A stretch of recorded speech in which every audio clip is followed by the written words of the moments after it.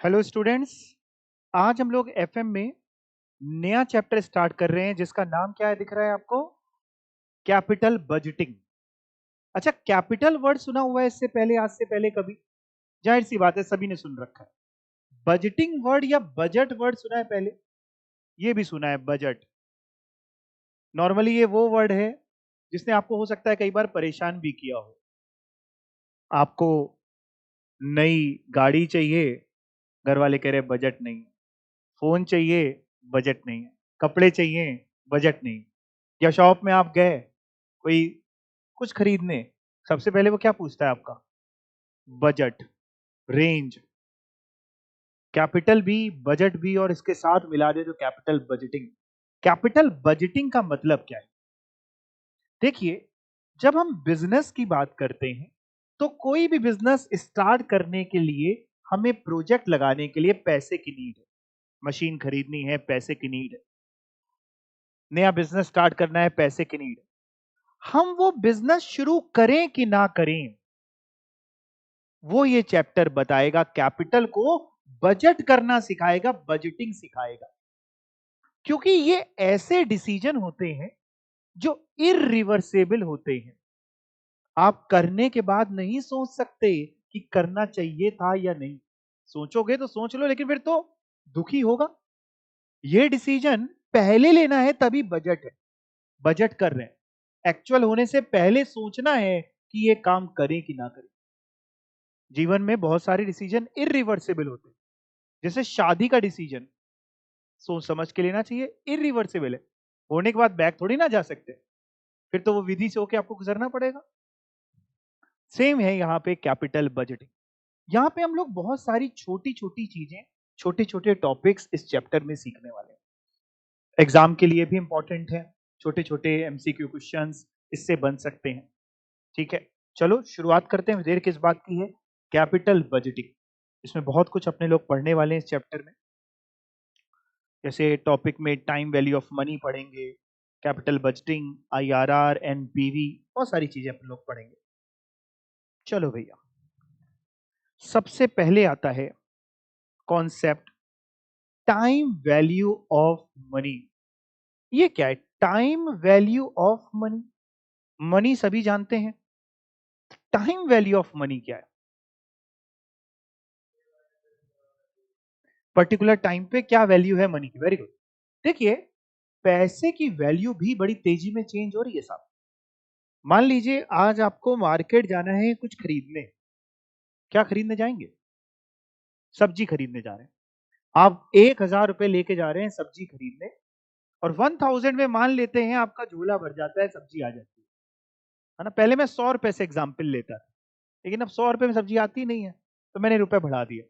1,000 रुपए आप लेके जाते हैं, सब्जी खरीद लाते हैं झोला भर के।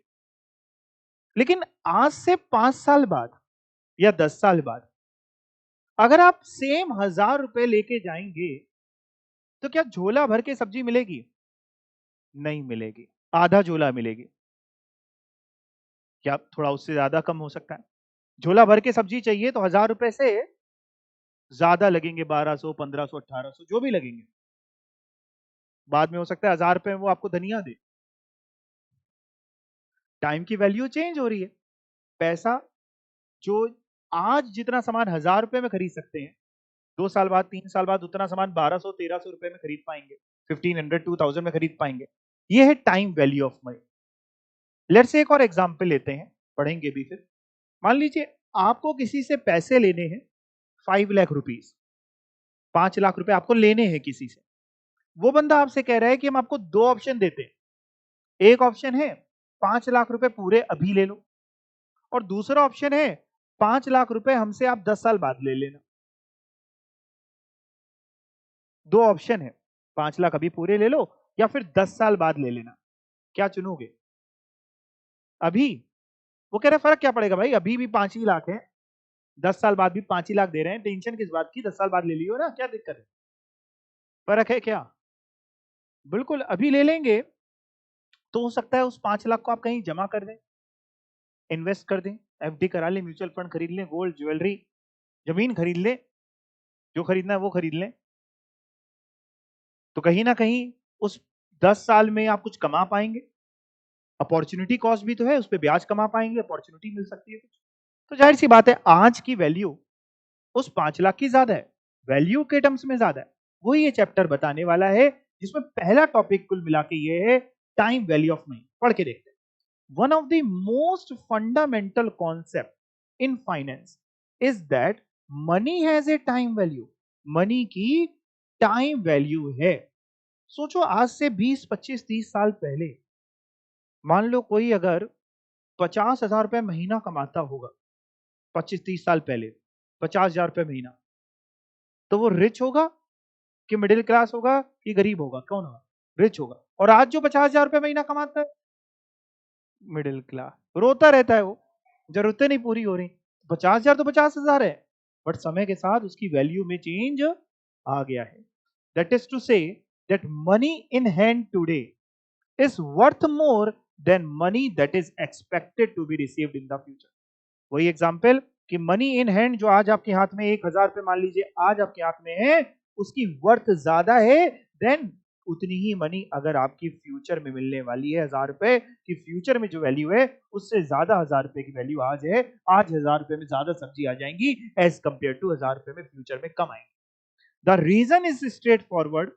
Our rupee that you receive today, our rupee 1 रुपए जो आज आप रिसीव कर रहे हैं, can be invested in such a way, आज मिल जाएगा तो कहीं जमा कर सकते हैं, that you will have more than our rupee at some future time। जाहिर सी बात है आज 1 रुपए हमें मिल जाएगा तो हम उसकी एफडी करा सकते हैं कि फ्यूचर में हमें थोड़ा सा एक से ज्यादा मिल जाए, इंटरेस्ट भी मिल जाए, 1+ इंटरेस्ट मिल जाए।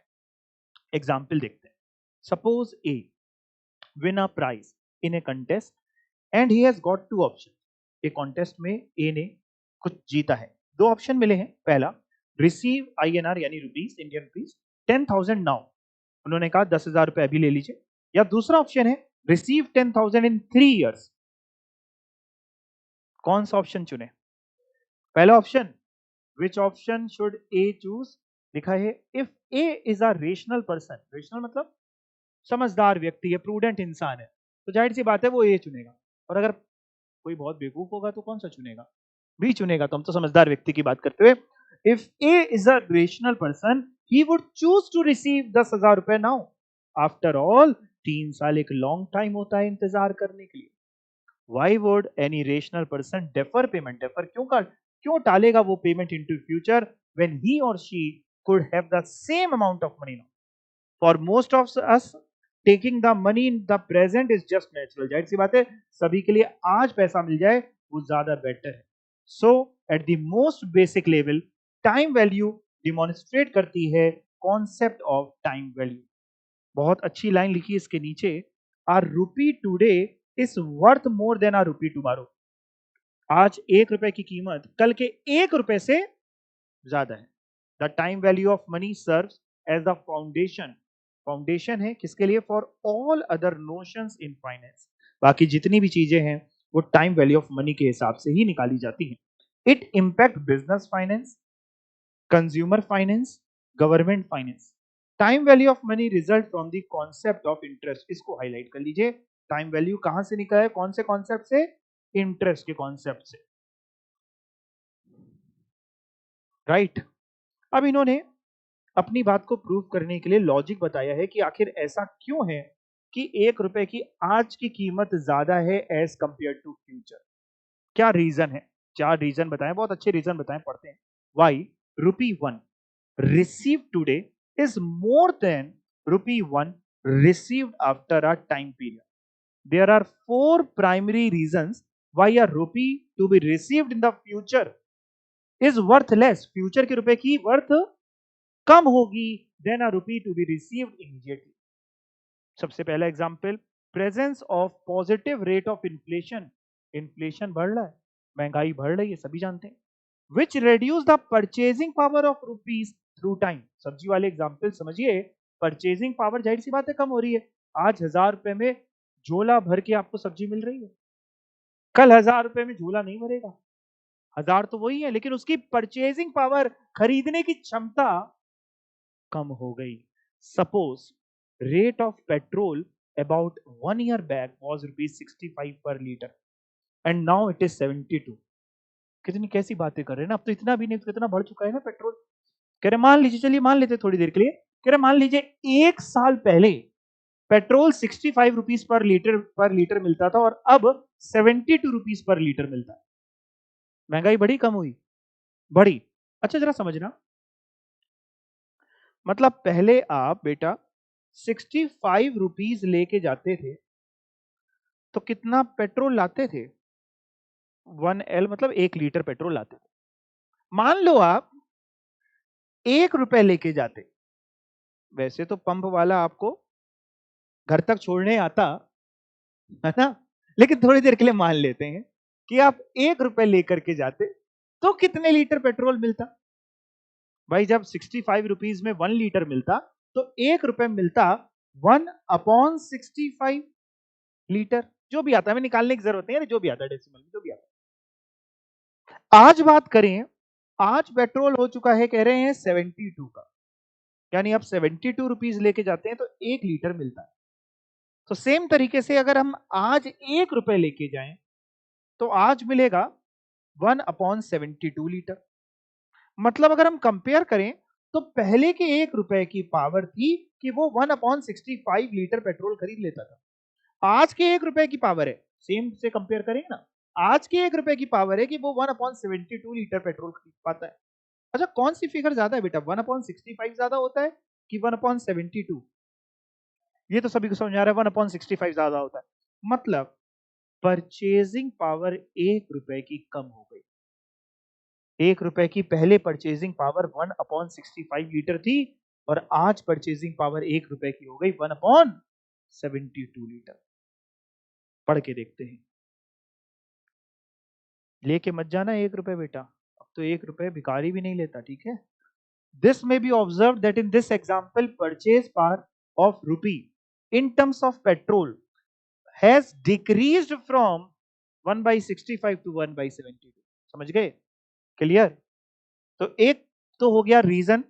क्या सीख रहे हैं हम लोग? ये सीख रहे हैं कि 1 रुपए की आज की वर्थ क्यों ज्यादा है फ्यूचर के कंपैरिजन में, जिसका एक रीजन हो गया कि भैया इन्फ्लेशन, महंगाई बढ़ रही है। आज कोई चीज 65 की है तो कल 72 की होगी, परसों 100 की होगी, फिर जाने कितने की होगी। दूसरा reason, a rupee today is worth more today than in future. क्यों कह रहे 1 रुपए की कीमत आज ज्यादा है? हमने कहा ऊपर भी तो आपने यही समझाया, कह रहा ऊपर भी यही समझाया, बट ऊपर इन टर्म्स ऑफ परचेजिंग पावर समझाया, कमोडिटी के प्राइस से कंपेयर करके समझाया कि आज वो चीज 65 रुपीज की थी, कल 72 की थी। तो आप कहीं ना कहीं इन्फ्लेशन, महंगाई बढ़ेगी, वहां से आपकी मनी की वैल्यू कम हो रही। दूसरे एग्जाम्पल से कैसे समझा रहे हैं सेम चीज को? कह रहे भैया आप देख सकते हैं आपकी अपॉर्चुनिटी कॉस्ट भी तो जा रही है। आज आपको किसी से 10 लाख रुपए मिल जाएं और 5 साल बाद आपको किसी से 10 लाख रुपए मिले, दोनों में अंतर है। आज 10 लाख रुपए मिल जाएंगे तो मैं म्यूचुअल फंड्स में लगा दूंगा, बढ़िया रिटर्न कमा लूंगा उस 5 साल में, शेयर्स खरीद लूंगा, रिटर्न कमा लूंगा, हो सकता है मैं उस पैसे को दुगना कर ले जाऊं। अपॉर्चुनिटी कॉस्ट लॉस हो रहा है। A rupee today is more today in the future because of the opportunity cost of lost earning. That is, it could have been invested, जमा करा जा सकता था, and earn a return between today and a point in time in the future। की जमा करते तो आज से लेके फ्यूचर तक में हम ब्याज भी उस पर कमा पाते अगर हमें आज मिल जाता तो। तीसरा कारण, क्यों आज की रुपए की वैल्यू ज्यादा है फ्यूचर के रुपए के मुकाबले? मान लो आपसे कोई कह रहा है कि हम आपको 2 साल बाद 2 लाख रुपए देंगे। जरा समझिएगा, 2 साल बाद 2 लाख रुपए देगा। आप जरा समझिए, ये कहीं ना कहीं आपको नहीं लगता कि एक प्रॉमिस ही तो है? हो सकता है तब तक जिससे आपको पैसा मिलना हो उसकी डेथ हो चुकी हो सकता है जिसको मिलना हो उसी की डेथ हो चुकी हो, और अगर इंडिविजुअल नहीं था जिससे आपको मिलना था, कंपनी भी हो सकता है वो ही बैंकरप्ट हो चुकी हो। तो कहीं ना कहीं फ्यूचर में जो पैसा मिलना है एक तरीके का प्रॉमिस है और अनसर्टेनिटी उसके साथ है। आज मिल जाएगा तो वर्थ ज्यादा है उसकी, भाई मिल गया। पढ़िए, thirdly, all future values are in some sense only promises. कह रहा है सारी फ्यूचर वैल्यू हम देखें तो किसी ना किसी सेंस में केवल प्रोमिसेस है और कुछ नहीं। And contain some uncertainty about their occurrence. As a result of the risk of default, क्यों? क्योंकि रिस्क है काहे की डिफॉल्ट हो सकता है, पैसा आपको मिले ही नहीं। नॉन परफॉर्मेंस हो सकती है इन्वेस्टमेंट की, हमने जहां पे पैसा लगाया था, मान लो हमने किसी कंपनी के शेयर खरीद रखे थे कि भविष्य में खूब मिलेगा, हो सकता है नॉन परफॉर्मेंस, तब तक कंपनी डूब गई, शेयर मार्केट खराब हो गया, दिक्कत हो सकती है। Our rupee in hand today is worth more than expected rupee in the future. चौथा वाला बहुत बढ़िया लिखा है, आपके ऊपर सूट करता है। Finally, human preferences typically involve impatience. मान लीजिए आपको कोई चीज खरीदनी है, गाय का सपना है आपका खरीदने का, कुछ खरीदना है, नहीं मोह माया के जंजाल में नहीं फंसते। मान लो अच्छा आपको आईफोन खरीदना है, ठीक है, आपके दिमाग में आईफोन चाहिए भाई, अब आप वेट करोगे क्या कि चलो 10 साल बाद ले लेंगे, 5 साल बाद ले लेंगे? नहीं वेट होता। जब दिमाग में भूत आ जाता है किसी चीज का तो फिर वेट, ह्यूमन साइकोलॉजी ऐसी, हम सब इम्पेशेंस है, हमें जो चाहिए फिर वो चाहिए। अब तो उल्टा चल रहा है, लोग ईएमआई पे ले आते हैं, यानी और लो पैसा है नहीं तो लोन लेकर के ले आते हैं, क्रेडिट कार्ड से ले लेते हैं, बाद की देखी जाएगी। तो कह रहा है चौथा, human preferences typically involve impatience और preference to consume goods and services now rather in the future, यानी आज कंज्यूम करने को वो ज्यादा इंपॉर्टेंस देते हैं। जाहिर सी बात है, आपकी जेब में चॉकलेट पड़ी होगी तो क्या आप उसको संभाल संभाल के रखोगे? हाँ, कुछ लोगों के अंदर आदत होती है, लेकिन 90% के अंदर आदत नहीं होती, वो खोल के खा जाते हैं, बात की बाद में देखी जाएगी। Okay sir, time value of money का हम यूज कैसे करेंगे, उसकी मदद से क्या निकालेंगे, क्या फॉर्मूले होंगे, कैसे क्वेश्चन बनेंगे? ठीक है बेटा, देखते हैं। देखने से पहले मैं आपको आपके बचपन में ले चलता हूं। बचपन में जब आप छोटे थे, स्कूल जाते थे कि ऑनलाइन क्लास करते थे? जाते थे। छोटे में अगर आपको याद हो तो एक चैप्टर आता है सिंपल इंटरेस्ट का, कंपाउंड इंटरेस्ट का, पढ़े हो? कि बॉल फेंक फेंक के मारते थे एक दूसरे, पढ़ रहे थे। वहां पे एक कंपाउंड इंटरेस्ट का एक फॉर्मूला सिखाया जाता है, amount is equal to A is equal to, याद है किसी को? पी 1 + आर अपॉन 100 लिखना हो लिखो, या फिर अपॉन 100 डीम्ड है कि डिवाइड बाई 100 करके ही रेट लिखेंगे, कि पावर एन, या टी लिख लो, टाइम एन भी लिख सकते हो, नंबर ऑफ ईयर्स, या टी टाइम। ऐसा फॉर्मूला सिखाया जाता था कि भाई ये है, A stands for amount, P is principal, आज की वैल्यू, रेट आर रेट है, और टी टाइम है, कि आज अगर हम मान लीजिए फॉर एग्जाम्पल 100 रुपए को जमा करते हैं 10% ब्याज पे, तो रेट हो जाएगा 10% का मतलब 10/100 यानी 0.1। 1 साल के लिए मान लीजिए जमा करते हैं तो अमाउंट जैसे निकलेगा तो वो 100 इंटू 1.1 की पावर 1 कितना होगा? 1.1। तो ए इज इक्वल टू 110 हो जाएगा। ऐसा कुछ होता था। ये जो छोटे में हम लोगों ने सीखा था यही आज भी सीखेंगे। दुनिया बदलती थोड़ी ना, दुनिया वही है, यही सीखेंगे। बस अंतर इतना है कि हम ए को, अमाउंट को अमाउंट ना बोल के फ्यूचर वैल्यू बोलने लग गए हैं। अमाउंट भी बोल लेंगे तो कुछ गलत नहीं है, छोटे में यही सीखते हैं, सेम है, फ्यूचर वैल्यू। और पी है आज की value, that means present value. बाकी तो भैया वही है, 1 + r⁻t। मतलब अगर हमें फ्यूचर वैल्यू निकालनी हो, मेरी तरफ देखते रहना, तो हम क्या करें, हम प्रेजेंट वैल्यू ले लें मल्टीप्लाई 1 + r⁻t, या फिर हमें वाइसे वर्सा प्रेजेंट वैल्यू निकालनी हो तो क्या करें, फ्यूचर वैल्यू अपॉन 1 + r⁻t। हमें यहां पे यही फॉर्मूला सिखाने जाने वाले हैं। मैं चाहता तो डायरेक्टली आपको ये फॉर्मूला समझा देता, रटवा देता, आप रट लेते, लेकिन ये कुछ नया नहीं, आपने छोटे में भी यही सीखा था, वही है, बस थोड़े से नाम चेंज हो गए। यानी दैट मीन्स अगर हमें फ्यूचर के अमाउंट की आज वैल्यू जाननी हो तो इस फॉर्मूले से सीख सकते हैं। अच्छा था ना, अगर फ्यूचर का 2000 रुपीज है फ्यूचर का, तो आज जब हम उसको निकालेंगे तो 2000 से फिगर ज्यादा आएगी कि कम आएगी? चलो उल्टा बोलते, पहले उल्टा चलते, उल्टा।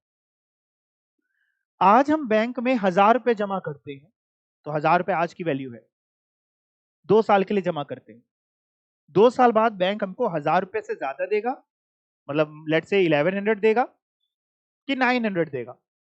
1100 देगा। मतलब आज अगर हम, आप कह रहे हैं आज अगर हम मान लेते हैं 1000 जमा करते हैं, तो भविष्य में वो हमको 1100 रुपीज देगा, राइट? आज हम 1000 रुपए जमा कर रहे हैं, मतलब ये इसको क्या बोलूं, प्रेजेंट वैल्यू की फ्यूचर वैल्यू?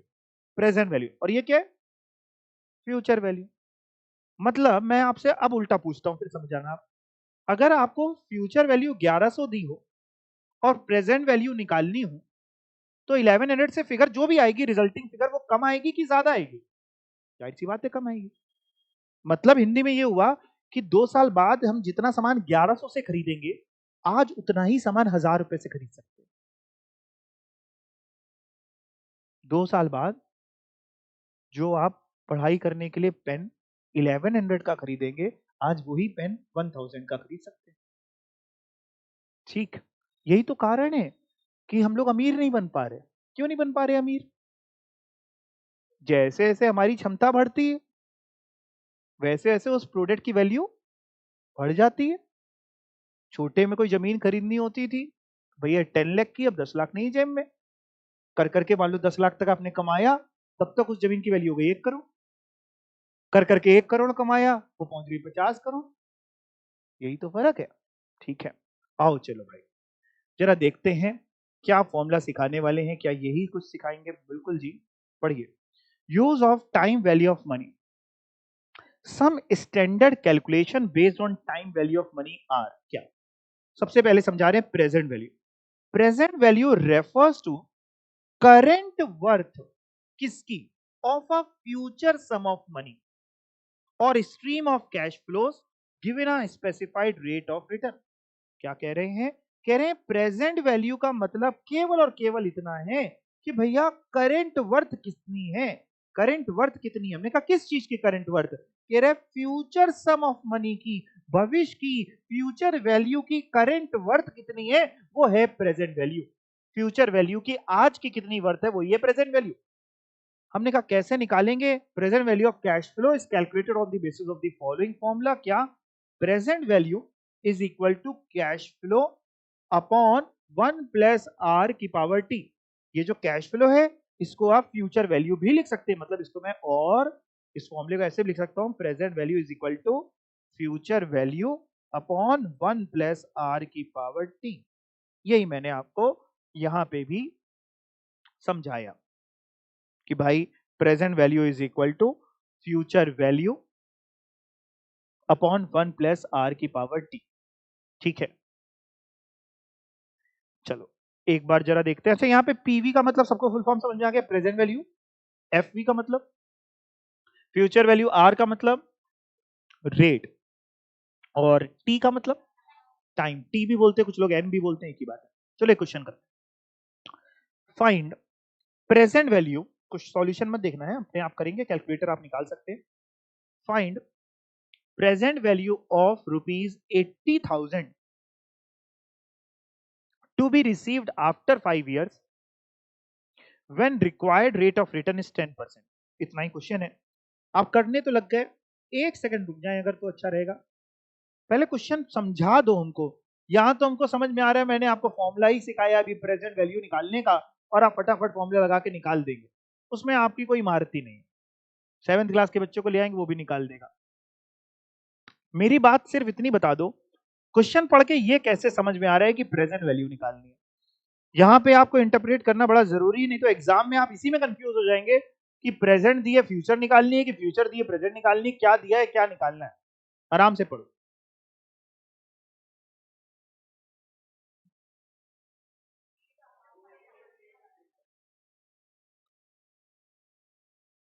सर ये जो प्रेजेंट वैल्यू निकाल रहे हैं, वो जो करंट में मनी है उसकी फ्यूचर में क्या वैल्यू होगी, वो निकालना है क्या? नहीं, देखो प्रेजेंट वैल्यू जो निकाल रहे हैं वो ये निकाल रहे हैं कि फ्यूचर में जो मनी है, फ्यूचर में जो मनी है उसकी आज की क्या वैल्यू हो। सपोज करो आप जब क्वालिफाइड हुए, आपकी जॉब लगी, मान लो आज से आपकी 5 साल बाद जॉब लगी, और जॉब लगी 1 लाख रुपए में, तो आज की उस 1 लाख की क्या वैल्यू, जो 5 साल बाद 1 लाख रुपए मिलने वाला है, उसकी आज क्या वैल्यू है, वो निकाल रहे हैं। फ्यूचर की वैल्यू को हम करंट में कन्वर्ट कर रहे हैं। देखो, मैं आपको बिल्कुल सिंपल भाषा में ऐसे समझा देता हूं, समझ में आएगा। इधर देखना एक मिनट के लिए सभी लोग। दो चीजें सीखेंगे। एक सीखेंगे प्रेजेंट वैल्यू को फ्यूचर वैल्यू में कन्वर्ट करना। यही आप बचपन में करते थे, जो आप अमाउंट वाला फॉर्मूला लगाते थे, वो जो ए है वो फ्यूचर वैल्यू निकलता था। तो प्रेजेंट वैल्यू पी थी, उसको कन्वर्ट करते थे, A is equal to P 1 + r की पावर n या t। तो ये जो प्रेजेंट वैल्यू को जब आप फ्यूचर वैल्यू में कन्वर्ट करते हैं, इसको बोला जाता है, इसको टेक्निकली हम लोग बोलते हैं कंपाउंडिंग करना। क्या करना? कंपाउंडिंग करना, ठीक है। और सेम तरीके से अगर जो इसका अपोजिट कर दें, फ्यूचर का प्रेजेंट, तो वो होता है डिस्काउंटिंग करना। प्रेजेंट वैल्यू को फ्यूचर वैल्यू में करने को कंपाउंडिंग, और फ्यूचर को प्रेजेंट में करने को हम लोग बोलते हैं डिस्काउंटिंग करना। खैर, अभी आते हैं इस पे, पहले एक क्वेश्चन पे आइए दोबारा।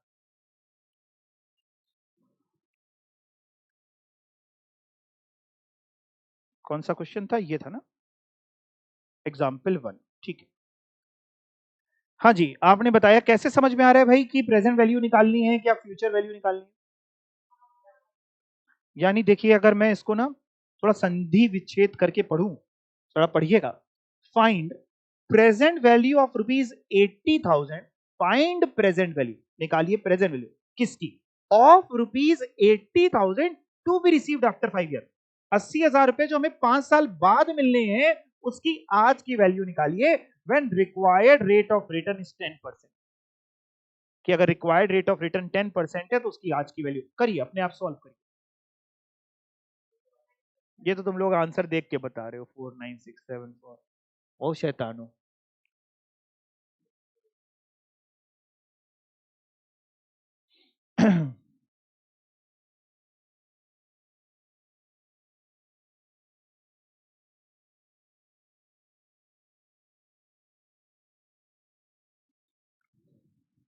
तो आपने फॉर्मूला क्या लगाया?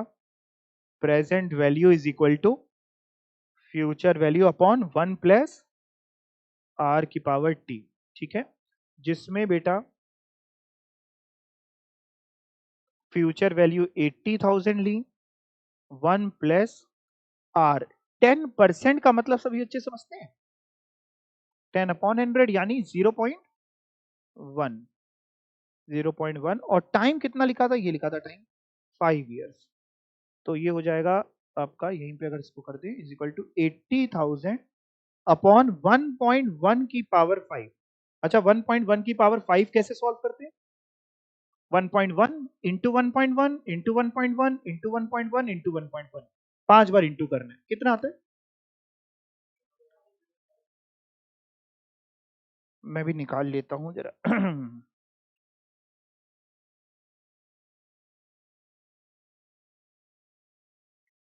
1.61051, ठीक है जी। तो 80,000 अपॉन 1.61051 डिवाइड करिए जरा।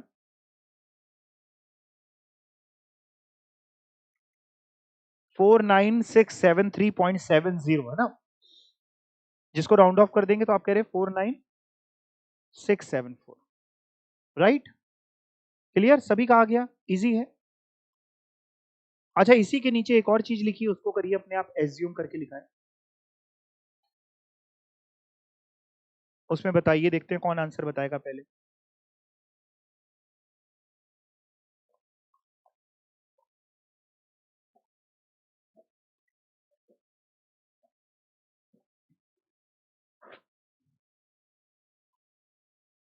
थ्री फोर समथिंग बता रहे हैं। अच्छा,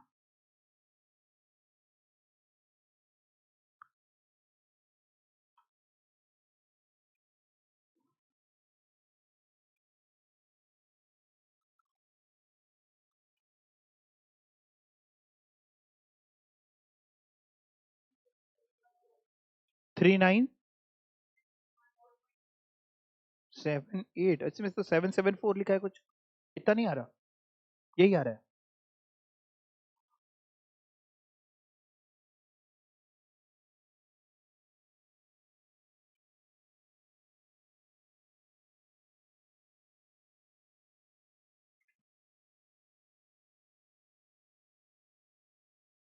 ठीक है, 39774 बोल लीजिए या 39775 बोल लीजिए, एक ही बात।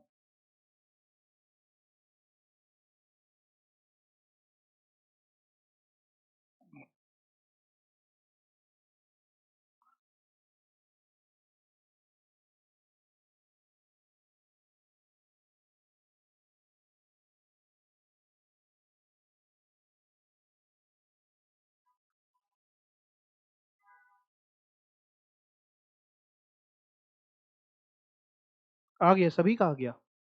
तो बस अंतर क्या था दोनों में, उसमें 10% इंटरेस्ट का रेट लिया था और इसमें आपने 15%, और 39774 या 775 यही आ रहा है ना? ठीक है। अच्छा, इसी में एक चीज और सिखा देता हूं आपको, वो भी सीख लीजिए। जैसे अपने ने ये लिखा था, इधर देखिएगा सभी लोग, 80,000 अपॉन 1.6105 जिससे 49674 आया था। अगर मैं आपसे कहूं कि क्या मैं इसको ऐसे लिख सकता हूं, 80,000 इंटू 1 अपॉन 1.61051।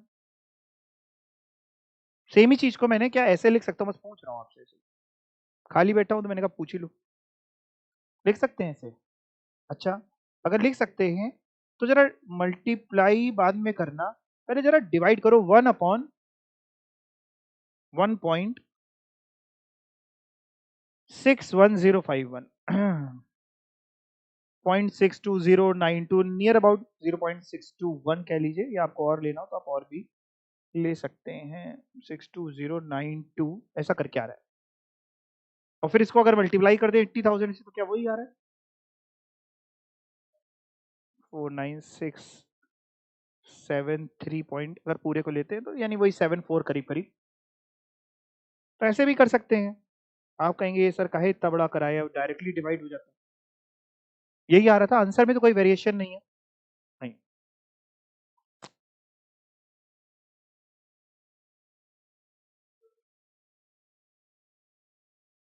ये जो वैल्यू निकली ना 0.62092 या जो भी आपकी निकली, ये वैल्यू कहलाती है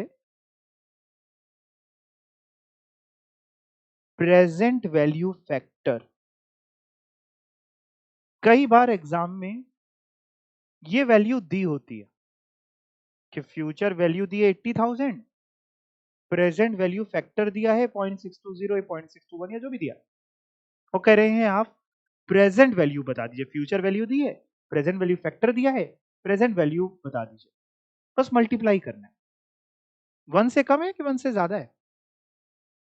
पॉइंट में है यानी 1 से कम है, मल्टीप्लाई करेंगे आ जाएगा। या फिर अगर पूरा करना है तो ऐसे भी हो सकता है। ठीक। और कई बार ना एग्जाम में पेपर में ये जो प्रेजेंट वैल्यू फैक्टर होता है ना, इसकी टेबल दी होती है। पेपर के आखिरी में एक टेबल दी होती है प्रेजेंट वैल्यू फैक्टर की, जिस टेबल में जैसे 10% हम देखेंगे 5 साल के लिए वैल्यू, तो 0.621 दिखा देगा। बस उससे मल्टीप्लाई करिए, आपकी फ्यूचर वैल्यू को प्रेजेंट वैल्यू में कन्वर्ट हो जाएगी। इतना करना होता है। गया दिमाग के अंदर? अच्छा, 0.621 तक कैसे पहुंचे थे हम लोग, एक बार फिर से समझा देता हूँ। 80,000 डिवाइड बाई ये फिगर थी 1.610151, फिर उसको मैंने 1 करके लिख दिया। आपने कहा ठीक है, फिर 1 को डिवाइड पहले कर दिया तो इतनी वैल्यू आ गई। या फिर डायरेक्टली हम कैलकुलेटर पे भी ये वैल्यू निकाल सकते हैं। मैं आपको ये वैल्यू कैलकुलेटर पे भी सिखा देता हूं कि present value factor directly calculator पे कैसे निकलता है। रेट ऑफ इंटरेस्ट कितना दिया था बेटा इस क्वेश्चन में? 10%। सिर्फ ध्यान से देखते जाना। 10% मतलब आपने मेरे को ऊपर वैसे बता दिया था, लेकिन मैं लिख दे रहा हूं, 10/100 यानी 0.1।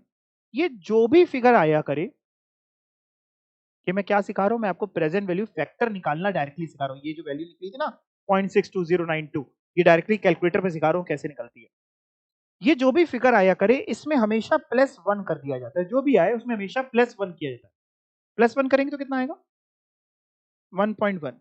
फिर क्या किया जाता है कैलकुलेटर में, हमेशा ऊपर 1 लिया जाएगा, कोई भी हो ऊपर 1, और डिवाइड बाई ये जो फिगर निकली 1.1, और कितने साल का क्वेश्चन था बेटा? 5 साल का। कैलकुलेटर में हम 5 बार इज इक्वल टू का साइन दबाएंगे, 1 2 3 4 और 5, और चमत्कारी फिगर हमारी वही आ जानी चाहिए। मतलब हम कैलकुलेटर में लिखेंगे, मैं जो जो कर रहा हूं वही वही आप भी लिखिएगा। 1 डिवाइड 1.1 इज इक्वल टू 1 2 3 4 5।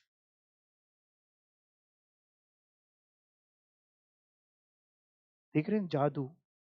अब मैं जादू की भी टिकट लिया करूंगा आप लोग से। 0.620। सेम तरीके से अगर 15% पे निकालना होता प्रेजेंट वैल्यू फैक्टर 5 साल के लिए, तो 15% मतलब होता 15/100, दैट इज 0.15। उसमें क्या प्लेस करते? 1, तो क्या बनता?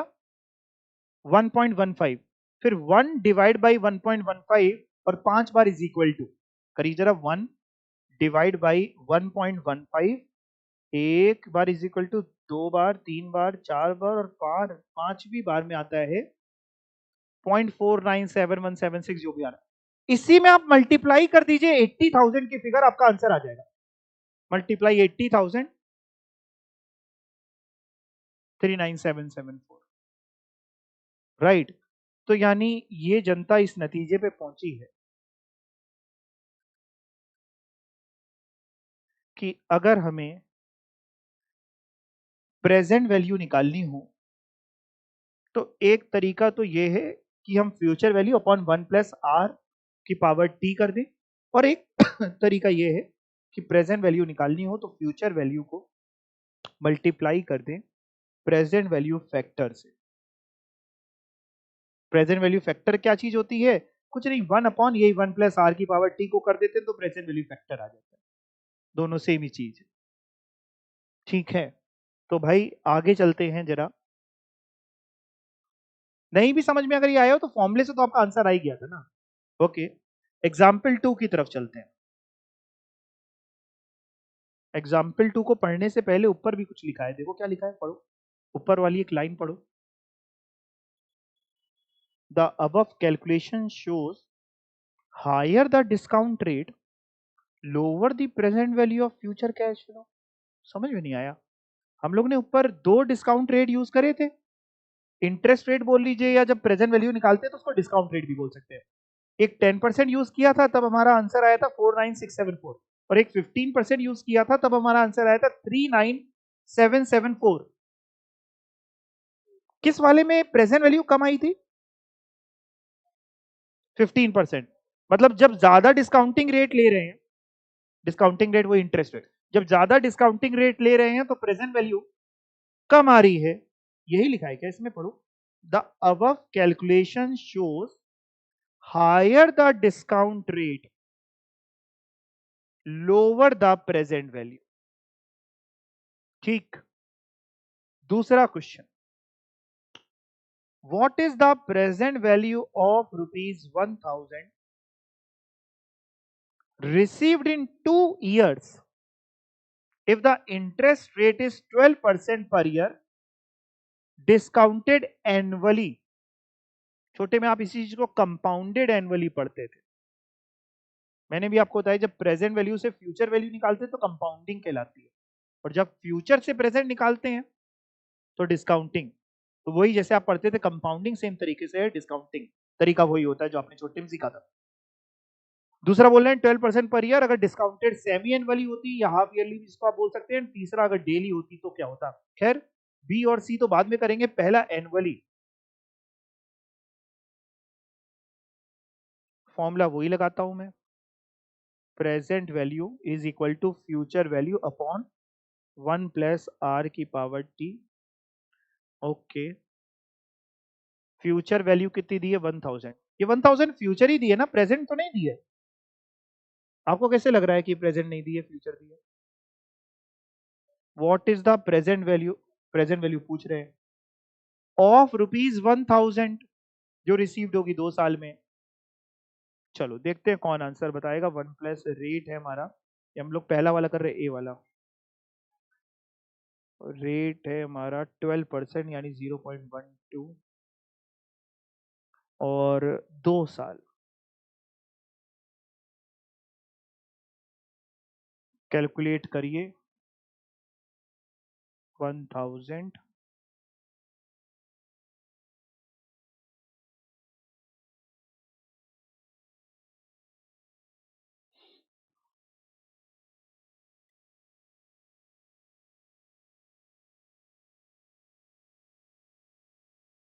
797 कितना बता रहे हैं?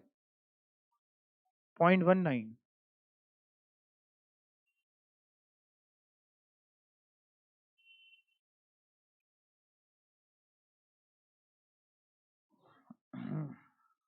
ठीक है जी, आप सही बता रहे हैं।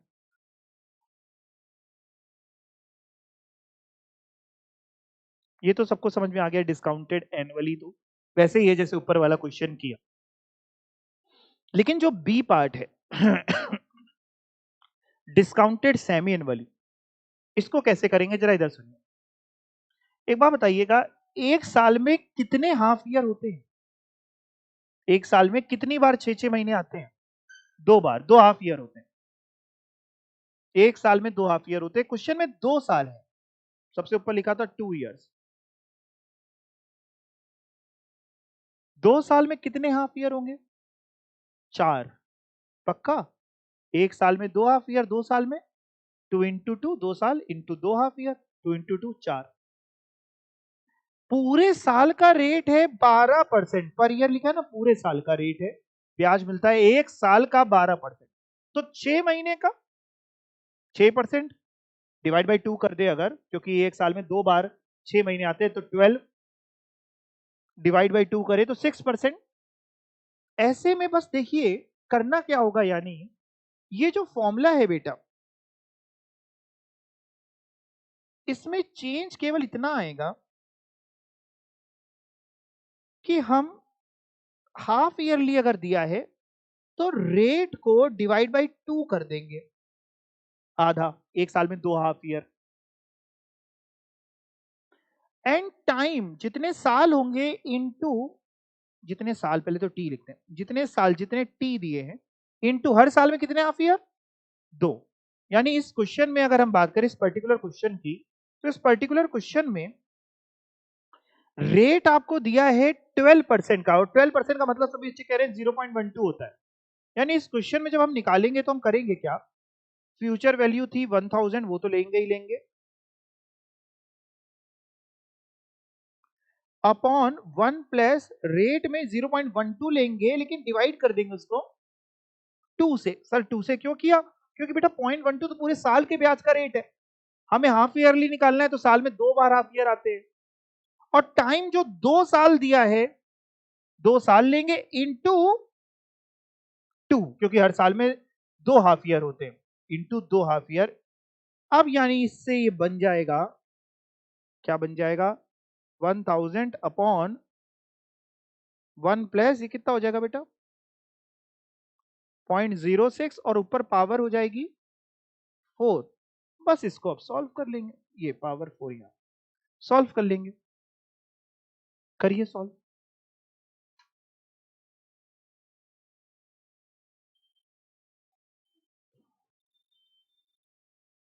बहुत से बच्चे आंसर दे नहीं रहे हैं।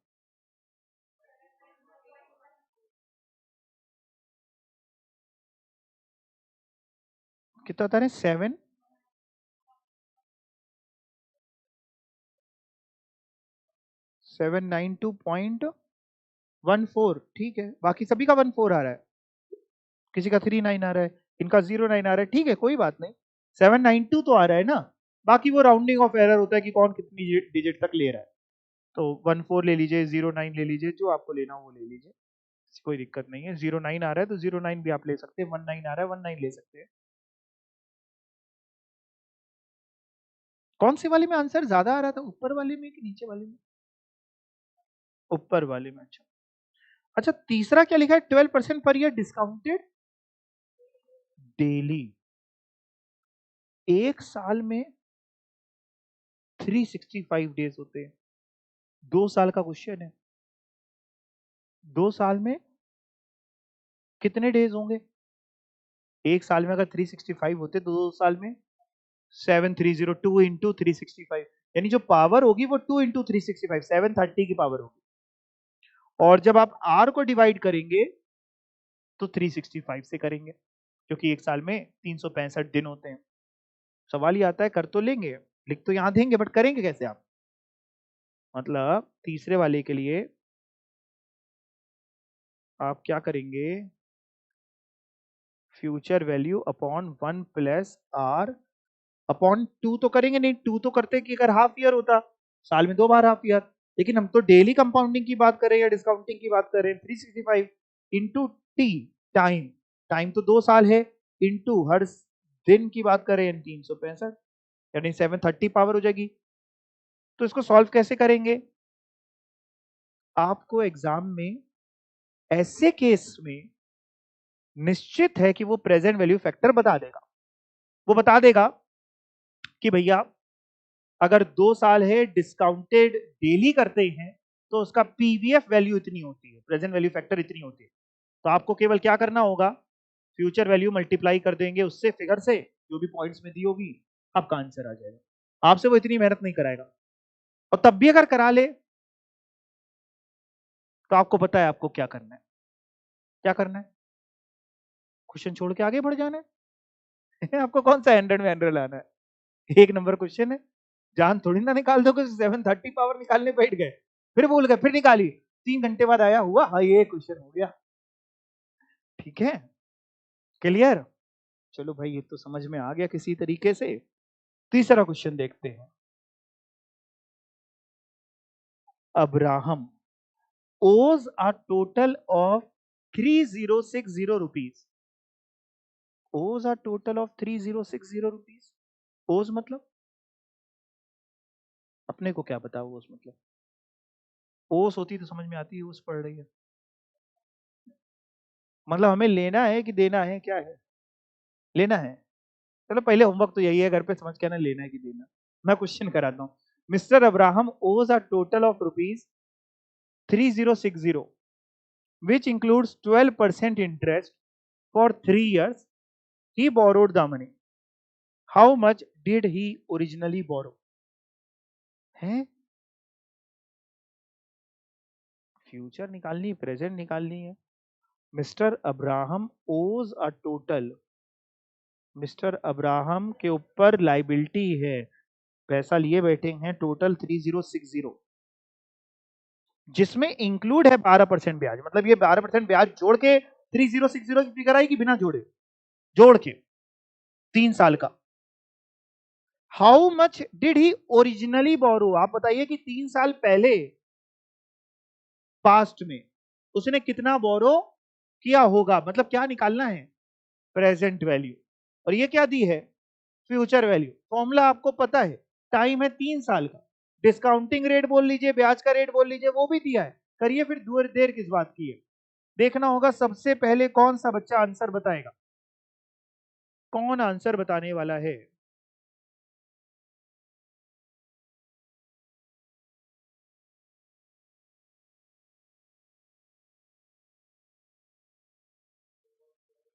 आ जाएगा 2178.05 पक्का। होमवर्क सुनिए, आपका क्या रहने वाला है। हम लोग ने आज क्या सीखा? Present value. सेम तरीके से नेक्स्ट टर्न पे सीखेंगे फ्यूचर वैल्यू। आपका होमवर्क ये रहेगा, ये आगे का ना पढ़ के आइएगा, एक बार रीड करके आइएगा, कुछ क्वेश्चंस हैं उसको लगा के आइएगा। कराएंगे इतना? चलिए ठीक है, थैंक यू।